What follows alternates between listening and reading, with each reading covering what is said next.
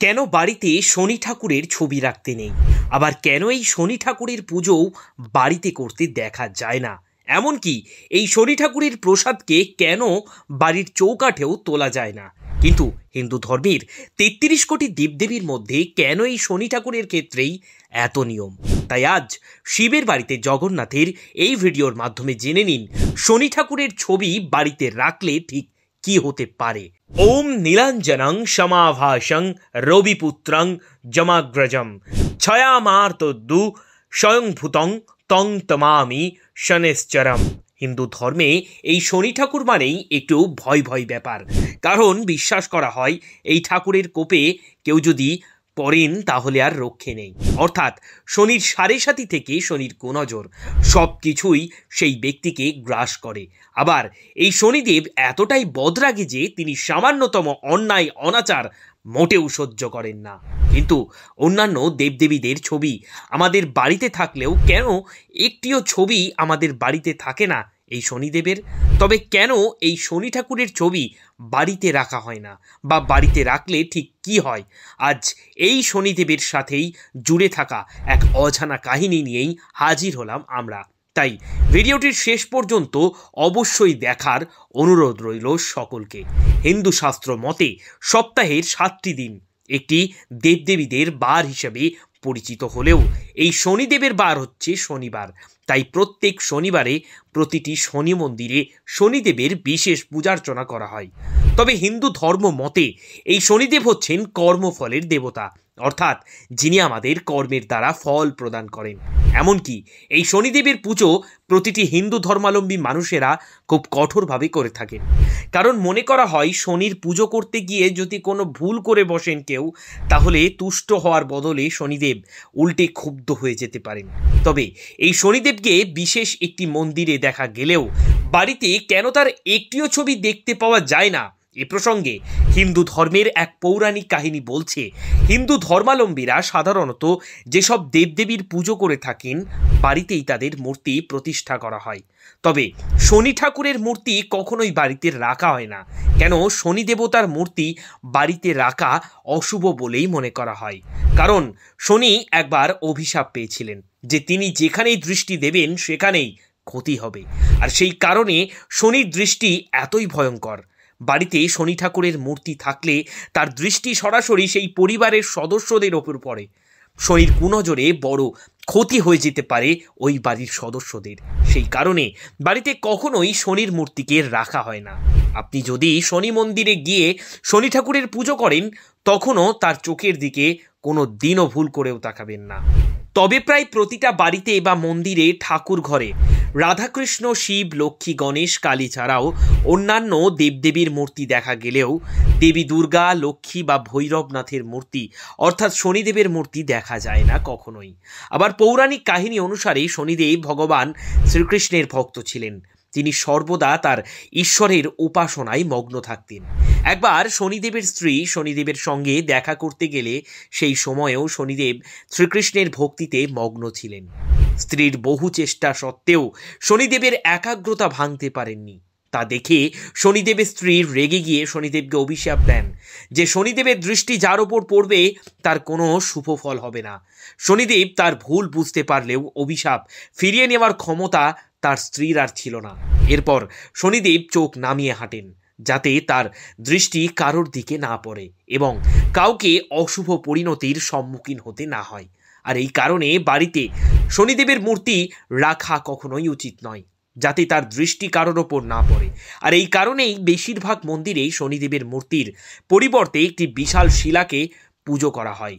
ধর্মীয় বিশ্বাস অনুসারে কখনো শনিদেবের চোখের দিকে তাকানো উচিত নয়, সদা সর্বদা তার চরণ দর্শন করে আশীর্বাদ প্রার্থনা করা উচিত আমাদের। তবে হিন্দু ধর্ম মতে মূর্তি পুজোর বিশেষ গুরুত্ব রয়েছে। আরাধ্য দেবদেবীর রূপ কল্পনা করে সেই মতো মূর্তি গড়ে পুজো করা হয়ে থাকে। মন্দিরে পুজোর পাশাপাশি বাড়িতেও ঠাকুর ঘর বা পুজোর স্থান থাকে, সেখানে প্রতিদিন পুজো করে থাকেন গৃহস্থ ধর্মপ্রাণ হিন্দুরা। কিন্তু বাড়িতে শনির কোনো মূর্তিকে কখনোই স্থান দেওয়া হয় না, কারণ শনি নিজেই অভিশপ্ত।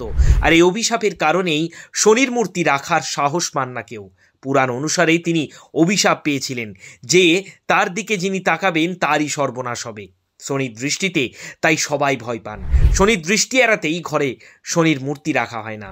তাই শনিদেবের এই মূর্তিকে বাড়িতে তো একেবারেই নয়, বরং মন্দিরেও পুজো করার সময় তার মুখের দিকে তাকাতে নেই। সব সময় তার পায়ের দিকে তাকিয়ে পুজো করা অত্যন্ত মঙ্গলজনক। এছাড়াও প্রত্যেক শনিবার পবনপুত্র হনুমানজির পুজো করলে শনিদেব প্রসন্ন হন। তবে শনিদেব হচ্ছেন সূর্য দেবতার পুত্র। যখন কারোর ওপর শনির অশুভ দৃষ্টি পড়ে তখন তার জীবন ঝামেলা অশান্তিতে ভরে যায়। সেই ব্যক্তি ক্রমাগত কষ্ট পেতে থাকে, প্রতিটি কাজেই ব্যর্থতা শুরু হয়, মারাত্মক রোগও দেখা যায়। কিন্তু অনেকেরই অজানা শাস্ত্রে শনিদেবের 9টি বাহনের কথা বলা হয়েছে।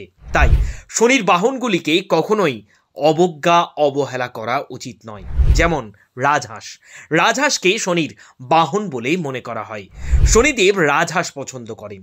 রাজহাঁস বুদ্ধিমত্তা, কঠোর পরিশ্রম এবং ভাগ্যের লক্ষণ। শনির রাজহাঁসে চড়ে থাকলে শুভ ফল পাওয়া যায়। তাই এই পাখির প্রতি সবসময় শ্রদ্ধা থাকা উচিত। শিয়াল। শনিদেবের বাহনের মধ্যে শিয়ালের নামও রয়েছে। শনি শিয়ালে চড়ে থাকলে ক্ষতি হয়, আর্থিক ক্ষতির সম্ভাবনা প্রবল দেখা দেয়। শনি যদি শিয়ালের ওপর অশ্বারোহণ করে থাকেন তাহলে শনির প্রতিকার করতে হয়। হাতি। শনিদেবের বাহন হাতিকে অত্যন্ত শুভ বলে মনে করা হয়। হাতির সেবা করলে শনি সংক্রান্ত দোষ ত্রুটি কমে যায়। হাতিকে ফল খাওয়ালে শনি ও রাহু কেতু শান্ত হয়। জ্যোতিষশাস্ত্র অনুসারে শনিদেব যখন হাতিতে চড়ে আসেন তখন অর্থ, সম্মান প্রভৃতি লাভ হয়। সিংহ। শনিদেবের আরেক বাহন হচ্ছে সিংহ। শনি সিংহে চড়ে থাকলে তা অত্যন্ত শুভ। সিংহের ওপর চড়ে শত্রুদের বিরুদ্ধে জয়লাভ করে। আর এই সময় সেই ব্যক্তিকে বুদ্ধিমত্তা এবং চতুরতার সঙ্গে কাজ করা উচিত। গাধা। গাধাকে শনিদেবের বাহন বলে মনে করা হয়। গাধাকে শান্ত প্রাণী হিসাবে বিবেচনা করা হয়। শনির গাধায় চড়া ছবি অত্যন্ত শুভ বলেও মনে করা হয়। গাধাকে খাওয়ালে গ্রহরাজ প্রসন্ন হন, শুভ ফল মেলে, কিন্তু পরিশ্রম বেশি করতে হয়। শনি যদি গাধার পিঠে চড়েন তাহলে ব্যক্তির জীবনে অচল অবস্থা দেখা দেয়। তবে শনিদেব ন্যায় বিচারের দেবতা এবং মানুষকে তাদের কর্মের ভিত্তিতে ফল দেন তিনি। জ্যোতিষশাস্ত্রে শনিদেবকে 9টি গ্রহের মধ্যে অত্যন্ত গুরুত্বপূর্ণ বলেই মনে করা হয়। শনিকে একটি নিষ্ঠুর গ্রহ বলেও ধরা হয়। শনির গতি খুব ধীর। এই কারণেই শনি একটি রাশি থেকে অন্য রাশিতে পরিবর্তন করতে প্রায় 2.5 বছর সময় নেয়। হিন্দু শাস্ত্রে 9টি স্বর্গীয় বস্তুর মধ্যে একটি, তাকে শিবের অবতার বলেও মনে করা হয়। পুরাণে শনি পুরুষ হিন্দু দেবতা, যার মূর্তি শিল্পে তলোয়ার বা দণ্ড বা রাজদণ্ড বহনকারী ও কাকের ওপর বসে থাকা কালো চিত্র রয়েছে। শনি দীর্ঘায়ু, দুঃখ, বার্ধক্য, শৃঙ্খলা, সীমাবদ্ধতা, দায়িত্ব বিলম্ব, উচ্চাকাঙ্ক্ষা, নেতৃত্ব, কর্তৃত্ব, নম্রতা, সত্যতা ও অভিজ্ঞতার জন্মগত জ্ঞানের নিমায়ক। তিনি আধ্যাত্মিক তপস্যা, শৃঙ্খলা ও বিবেকপূর্ণ কাজকেও বোঝায়। হিন্দু পৌরাণিক কাহিনীতে সবচেয়ে সুপরিচিত এই শনিদেব। যম ও শনি ছিলেন সূর্যের 2 পুত্র। তিনি ছায়াপুত্র নামেও পরিচিত, কারণ তার মা ছিলেন ছায়া। শনিবারের অধিপতি হিসেবে শনিদেব শনির পক্ষে অবস্থান করেন। মৃত্যুর ঈশ্বর নামটি তার বড় ভাই যমের জন্যেও প্রযোজ্য। যম মৃত্যুর পরে একজনের কর্মের জন্য পুরস্কার প্রদান করলে শনি জীবিত থাকাকালীন একজনের কর্মের জন্য পুরস্কার প্রদানের জন্য বিখ্যাত। উপরন্তু যমুনা দেবী বা পুত্রীভদ্র ছিলেন তার বোন। বৈবস্তব মনু ও মনু তার অতিরিক্ত 2 ভাই। শনির জন্মের সময় সূর্যগ্রহণ হয়েছিল। এটি হিন্দু শাস্ত্রে শনির প্রভাব নির্দেশ করে। বৈশাখ বদ্য চতুর্দশী অমাবস্যায়, যা শনি অমাবস্যা বা শনি জয়ন্তী নামেও পরিচিত, ভগবান শনি জন্মগ্রহণ করেছিলেন ঠিক এই সময়। তবে এই শনিদেব যেহেতু বিপদ রক্ষা করার দেবতা, সেহেতু বাড়িতে তার পুজো না করে মন্দিরে গিয়ে সঠিক কোন নিয়ম মেনে তার পুজো করবেন দেখে নিন। শাস্ত্র মতে শনিদেবকে নীল অপরাজিতা ফুল দিয়ে পুজো করলে তিনি খুশি হন। এতে সারেসাতি ও ধাইয়ার সমস্যা থেকে মুক্তি পাওয়া যায়। এই পুজোয় বাসন ব্যবহারের ক্ষেত্রে বেশ কিছু নিষেধাজ্ঞা রয়েছে। যেমন শনিদেবের পুজোয় কিন্তু কখনোই তামার পাত্রের ব্যবহার করা যায় না। তামা সূর্য দেবতার সঙ্গে সম্পর্কিত। তাই বড় ঠাকুরের পুজোয় এই পাত্র ভুলেও ব্যবহার করবেন না।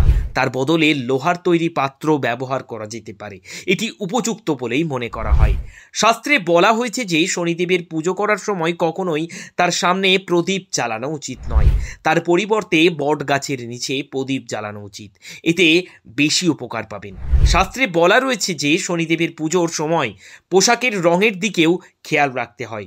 পুজোয় লাল রঙের একেবারেই ব্যবহার করবেন না। শনির পুজোর সময় লাল জামা পরা অত্যন্ত অশুভ বলেও মনে করা হয়। পুজো করার সময় শুধুমাত্র কালো বা নীল রঙের পোশাক পরুন, তাহলেই শনির দশা কেটে যেতে পারে বলেও ভাবা হয়। সব সময়ই এই শনিদেবের পুজো করার সময় পশ্চিম দিক থেকে মুখ করে বসে পুজো করা উচিত। তবে ভুল করেও শনিদেবের কোনো ছবিকে বাড়িতে রাখার চেষ্টাও করবেন না, এমনকি তার প্রসাদকে কখনো বাড়ির চৌকাঠেও তুলবেন না। তাই মন্দিরে গিয়েই শনিদেবকে সন্তুষ্ট করে নিজেকে রক্ষা করুন শনিদেবের কুনজর থেকে। আর এই অজানা কাহিনী আজ সকলকে জানিয়ে দিতে আসুন ভিডিওটিকে লাইক, কমেন্ট এবং শেয়ার করে অবশ্যই শিবের বাড়িতে জগন্নাথকে সাবস্ক্রাইব করি। জয় শনিদেব।